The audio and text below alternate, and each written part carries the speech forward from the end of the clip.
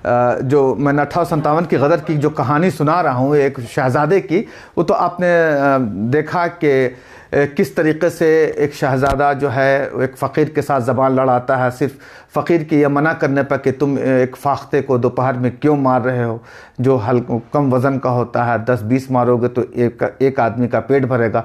उस पर शहज़ादे ने उस फ़कीर के पैर में मारा और वो फ़कीर बोलता हुआ जो जाता है, वो आप पिछले एपिसोड में सुनिएगा, आप देख लीजिएगा कि वो क्या होता है।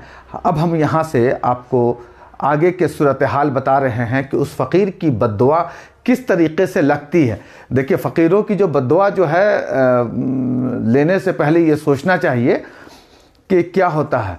ठीक 1 साल के बाद या 2 साल के बाद गदर की लड़ाई होती है और उस 1857 के गदर में इस तरीके से दिल्ली में खूनकशी होती है कि क्या बोला जाए। इसका आपको भी अंदाज़ा होगा, आपने पढ़ा भी होगा कि जब बहादुर शाह ज़फ़र को कैद कर लिया जाता है और उसका 3 शहज़ादे जो सगे पोते होते हैं वो लाल किला से भागते हैं, जबकि बहादुर शाह ज़फ़र को जो कैद किया गया था वो हुमायूं के मकबरे से कैद किया गया था। शहज़ादों को बुरी तरीके से मारा और पीटा जाता है और बहुत बुरी हालत होती है, चारों तरफ चीख पुकार रहता है। इन ऐतिहासिक जो ये शहर है वो कहिए कि खून से और खून से बह जाता है और खौफ का मंज़र इस शहर में होता है।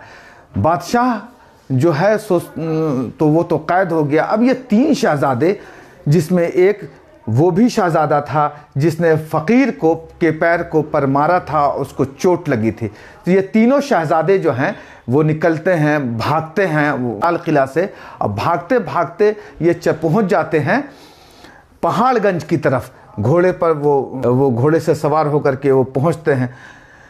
पहाड़गंज के पास क्या होता है कि जो फौज जो होती है वो तीनों को पर अटैक करती है, गोलियां चलती हैं। 2 शहज़ादे वहीं पर ढेर हो जाते हैं।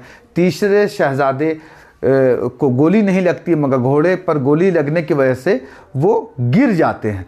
तो होता है क्या कि वो जब गिर जाते हैं तो और वो बेहोश हो जाते हैं। वो गोरों की फ़ौज जो थी, अंग्रेज़ सैनिक जो थे, उन्होंने जाके देखा कि अरे ये तो बिल्कुल दुरुस्त है, अब इनको कुछ तो हुआ नहीं है।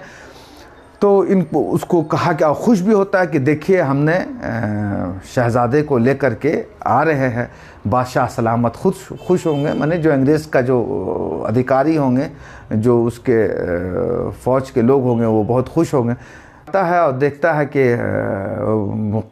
थाने में लेके चला जाता है उसको, और जाकर के बताता है कि देखिए ये मैं ले करके आया हूँ आपके शाह के पोते को, यानी शहज़ादे को मैं लेके आता हूँ। शहज़ादे जो हैं उनको कैद कर लिया जाता है, पैर हाथ में हथकड़ी रखे हुए उनको एक किनारे में बैठा दिया जाता है और वो बहुत पानी के लिए परेशान होते हैं और तड़प रहे थे। जिस्म से तकलीफ़ थी, गिरे हुए थे, चोट थे। उनको कभी अंदाज़ा नहीं था कि एक बादशाह का पोता जो कभी किले में पला है, कि किले में बड़ा हुआ है, उसके साथ भी ये हशर होगा। नसीरुल मुल्क वही आदमी बचता, अल्लाह को भी क्या मंजूर रहता है कि नसीरुल मुल्क ही बचते हैं और 2 शहज़ादे तो मर जाते हैं। उनको वो जिंदे इंसान को तकलीफ़ ज़्यादा होती है इस वजह कर। तो नसीरुल मुल्क जो है बड़ा परेशान होते हुए कहते हैं, या अल्लाह हमको इससे बचाइए। तो थोड़ी ही देर के बाद एक मुसलमान सिपाही आता है, उसने कहता है कि देखिए आप, मैंने दरोगा से, इंस्पेक्टर जो थाने के इंचार्ज थे, कहा कि बड़े साहब से मैंने आपकी माफ़ी है, और कहा कि अब आप जा सकते हैं।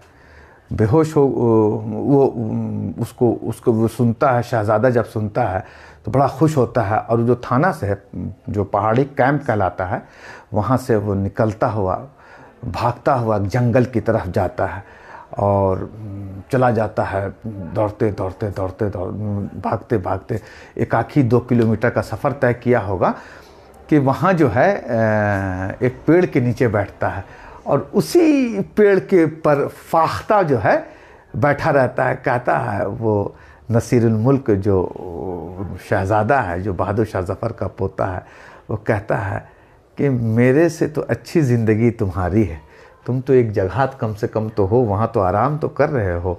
मेरी ज़िंदगी के देखो, मेरा तो कोई ठिकाना भी अब ना रहा कि मैं कहाँ जाऊँगा, यहाँ किधर जाऊँ, मुझे कुछ समझ में नहीं आ रहा है। अगली कहानी को सुनने के लिए कि नसीरुल मुल्क का क्या हुआ, तो इन सब को सुनने के लिए आप हमारे चैनल को पर बने रहिए। मुमकिन हो सके तो लाइक और सब्सक्राइब कर लीजिएगा, तब भी ना